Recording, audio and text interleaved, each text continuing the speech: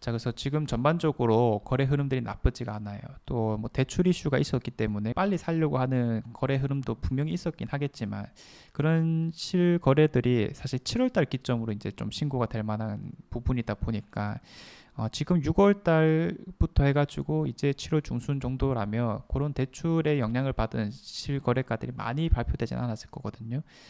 그렇다면 이런 거래 흐름들이 특히 좋은 것들을 중심으로는 최근에 나쁘지가 않다.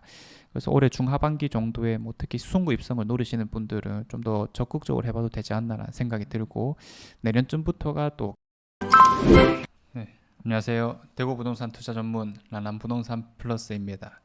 자, 오늘은 최근 대구 흐름이 또 나쁘지가 않습니다. 실거래된 것들을 보면서 포인트들을 좀 잡아보도록 할게요. 항상 좋은 것들의 흐름부터 잡아줘야 되기 때문에 우리 대구 같으면은 뭐 범어 힐스테이트가 어떻게 움직여 나가느냐 아니면 수성 범어 W의 움직임이 어떻냐 이런 것들을 중점적으로 봐야 되겠고 그게 이제 거래량과 거래 가격으로 표현을 해볼 수 있겠죠. 특히 수성 범어 W가 벌써 올해 연말이면 이제 2년을 채우게 됩니다. 비과세 기간 채우기 한 반년 전쯤부터 이런 실거래 신고된 내역들이 뜨게 되는 거고요. 한 13억, 14억 이런 가격들도 잘 뜨고 있고 15억이라는 가격들도 이제 찍었다 보니까 이런 흐름들이 앞으로 좀 기대가 된다라고 볼 수 있겠고 현 시점에서 가장 잘 나가는 힐스테이트 범어 같은 경우에도 6월달, 7월달 기준으로도 지금 15억이라고 하는 금액들을 잘 찍어 나가고 있습니다. 그래서 이 직전에 16억대를 다시 한 번 더 찍고 나서 이런 그 따라가는 실거래가를 이제 잡아주고 있다 보니까 이런 흐름들이 참 괜찮다라고 이야기를 할 거고요.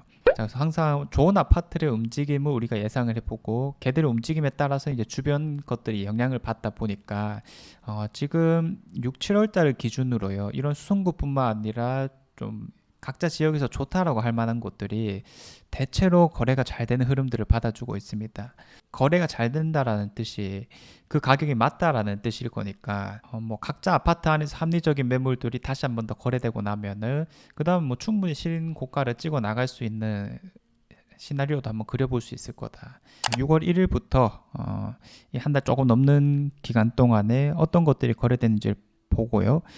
금액 자체를 그냥 5억 이상으로 잡았습니다. 그래도 우리 대구에서는 정말 못해도 5억 정도는 되어야지 우리가 나름 신축급의 각자 지역에서 좋은 아파트라고 볼 수 있을 거기 때문에 그 기준 한번 잡아봤고요. 자, 그래서 대체로 많이 거래되는 흐름을 보여주고 있는데 일단 눈에 띄는 것만 해보자면 이 편화세상 범어 지금 상당히 거래가 많이 되고 있다, 그렇죠? 6억대 후반에서 최근의 흐름들이 참 괜찮다. 그래서 뭐 수성 로켓 범어소 화성 파크들 이런 거 다 묶어서 봐주지만은 수성 로켓보다는 살짝 낮은 금액대들이 결국 매력적이다라고 얘기를 하는 것 같고요. 요거 직전에 7억 3천 정도 수준의 실거래가를 또 찍었다 보니까 그런 것들 잘 따라가는 거래 흐름들을 보여주고 있는 게 아닐까라는 생각이 듭니다. 자, 그 다음에 가든하이츠. 야, 범어 4동의 재건축 기대 심리가 들어가 있는 것들이죠. 한 곳에서 지금 똑같은 거래 내역이 있다 보니까 이런 것들은 중복해서 실거래가가 찍힌 게 아닐까 싶고 다만 이제 1차 이런 것들도 어찌되었든 이런 9억에 가까운 거래 흐름들을 다시 보여준다라는 것은 좋은 입지들을 중심으로 이제 다음 아파트가 뭐가 될 수 있을 것이냐 이런 재건축 기대 심리가 들어가는 것들이 좀 관심이 많이 늘어나는 것 같습니다. 그래서 실제로 뭐 3차도 있고요. 그 다음에 실제 진행되고 있는 경남타운 1층도 이제는 거의 12억에 가까운 실거래가를 보여줬네요. 자, 그럼 이런 것들과 함께 또 공전 맨션까지 같이 묶어서 봐줄 수 있겠죠. 야, 84 타입들이 올해 초반만 하더라도 8억 초반이면 살 수 있는 것들이 분명히 있었는데 이제는 매물도 거의 없어지게 되었고 뭐 호가는 9억부터 부르고 있는 상황입니다. 야, 그래서 이 입지에 대한 기대 심리가 상당히 높아진다. 위로는 범어 W, 아래로는 범아이 파크 이런 것들이 있다 보니까 야, 그 다음 대장이 무엇이냐라고 했을 때 좀 답변이 되는 아파트가 아닐까라는 생각이 들고요. 교대 하늘채도 조금 눈길이 갑니다. 지금 6억의 신고가가 떴는데 야, 벌써 6억을 찍었나 이런 생각이 들 정도로 아직 5억대 매물도 많거든요. 5억짜리도 있고 근데 6억을 찍었다라는 건 분명히 뭐 어떤 로얄이라는 뜻이게 되겠지만은 결국 명동역 이편화 세상에 대한 기대심이 높기 때문에 그런 것들 잘 따라가는 흐름을 보여주는 게 아닐까라는 생각이 들고요. 자, 남산 롯데 비송구 대장가 아파트로서 얘의 움직임이 어떻게 될 수 있느냐가 가장 중요할 건데 84 타입을 중심으로 8억 500과 8억 1900이 찍혔습니다. 야, 그래서 이제는 이런 비송구 대장급을 중심으로요. 뭐 8억을 안정적으로 찍어 나가느냐 보다도 8억 5천을 이제 안정적으로 찍어 나갈 수 있겠느냐 조금 더 기준을 높여서 바라볼 수밖에 없을 것 같고요. 야, 그러면 두류역자이가 2년 뒤 비과세 기간이 이제 채워졌을 때 그때부터 흐름이 어떻게 될까 상당히 기대되기도 합니다. 야, 그 전까지는 남산 롯데의 흐름들을 아주 기대해 볼 수 있는 상황이겠고 남산 자이도 잘 따라가고 있습니다. 태평로 지역은 뭐 다 같이 묶어서 봐줄 수 있겠죠. 달성파크 푸르지오 힐스테이트나 아니면 대구역 오페라 W, 대구역 제일 풍경 재미있는 스카이 이런 것들. 자, 그리고 대구 오페라 스위치. 뷰 잘 나오는 것들은 6억 정도 수준일 거고 뷰가 안 나오는 것들은 한 5억 5천 정도 수준일 겁니다. 그래서 이런 가격대에서 고성동은 살짝 더 낮을 거고 그렇죠? 앞으로는 이 일대에서는 어쨌든 돈 힐스테이트의 움직임을 우리가 주시할 수밖에 없다. 7억 가까운 호가들이나 실거래가가 뜨긴 하지만은 아직까지 7억을 막 넘어가기에는 조금 시간이 필요하다라고 보는 입장일 거고요. 자, 뭐 다른 아파트 좋은 아파트는 많은데 지금은 최신축급만 신경 써주면 될 거기 때문에 우리가 집중을 해보자고요. 자, 그리고 요즘 뭐 흐름하면 둘째 가기 서러운 동대구역 일대에서의 아파트들이 상당히 많죠. 신천역 쪽에 동대구 더센트로 대시양도 파사타입 기준 거의 6억에 육박했고 더샵 디웰로 뒤쪽에 있는 동대구 비스타 동원도 한 5억대 후반 정도. 더샵 센터시티, 야, 이런 것들은 사실 조금 뭐 학교에 대한 접근성이라든지 아니면 세대수라든지 이런 게 좀 약한 것들이 분명히 있거든요. 그럼에도 불구하고 5억 5천 정도는 좀 안정적으로 찍어 나가는 모습들 보여주고 있고요. 동대구의 센트럴 자이도 6억대 중반 정도까지도 무난히 받아내는 모습입니다. 자, 그러면 사실 앞으로는 이 동대구역 화성파크 드림의 흐름이 가장 중요하다는 시점에서 이런 것도 이제 2년 비과세 기간이 되었다, 그렇죠?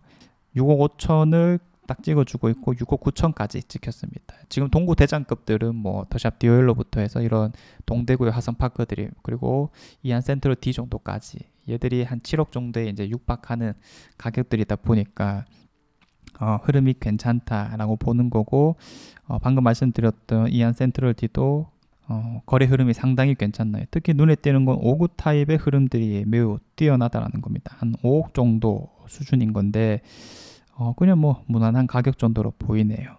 자, 두류 인근 뭐 감삼동 그리고 두류역 쪽에 서안 포레스트나 센트레비 더 파크 얘들의 지금 가격대도 어쨌든 6억 수준인데 84 타입 기준으로 두류역 자이에 대한 기대 심리가 이 사전 점검 영상이 풀리면서부터 상당히 올라가고 있습니다. 이 스카이 라운지라고 하는 게 강남 개포도 쪽에 신축들을 임장해 보면서 딱 가봤을 때 뭐 구룡산 뷰가 잘 나온다든지 이런 게 참 입이 딱 벌어졌던 기억도 있거든요. 근데 이제 두류역 자이도 스카이 라운지가 워낙 잘 되어 있다 보니까 야, 대구에 이만한 게 있나라는 생각이 들 정도로 상당히 경치가 좋더라고요. 그 말은 비송구 대장급으로서의 비과세 기간이 풀리는 2년 뒤가 좀 기대된다.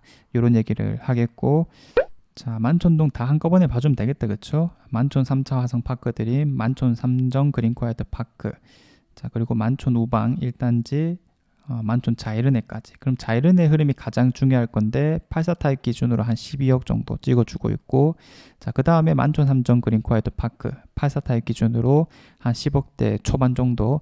그 다음에 이제 만촌 3차 화성파크 드림이 한 9억대 정도. 이런 서열화가 잘 되어 있는 상황이다 보니까 이제 뭐 많은 분들이 기대하는 거는 이 일대에서 재개발이 진행되는 수성자이가 아닐까 싶습니다. 작년 기준으로 공사비가 뭐 협상되었다 그러고 이제 이주하고 철거하고 분양을 하는 시점부터는 기대치가 상당히 많이 올라가지 않을까 그런 예상을 해보고 있습니다.